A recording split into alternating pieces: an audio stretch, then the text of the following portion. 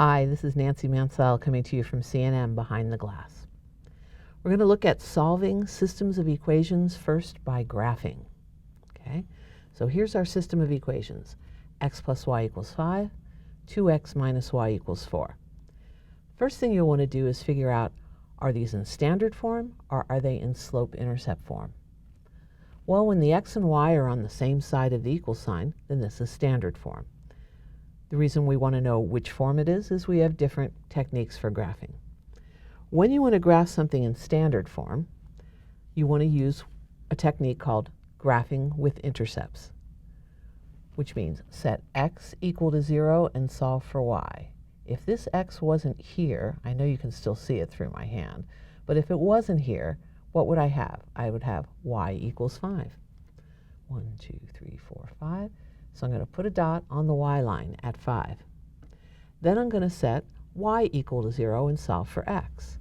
If y wasn't there, again, I know you can see through my hand, just imagine you can't, you would have x equals 5. So I'm going to put a dot on 5 at the x line, and I'm going to connect the dots. And there's our first equation.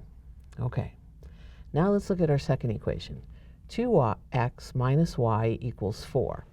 So if I set x equal to 0, that wouldn't be there, and I'd have this. Let's divide both sides by -1, and y equals -4. Perfect. So 1, 2, 3, 4. Good.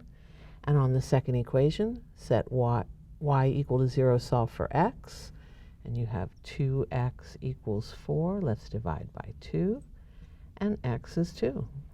Put a dot on x at 2, and connect the dots. Oh my goodness, my line there is terrible. This is much easier to do if you have actual graph paper instead of something you just sketched like I did here. So these lines cross, there is one solution. You'll be expected to name it. Where do these lines cross? 3 to the right gives me an x of 3. 2 up gives me a y of 2. So I'm saying that the solution to this system is 3, 2.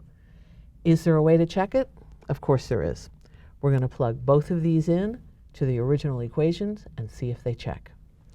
So in this equation, x is 3, y is 2, 5 equals 5. Yep, that checks.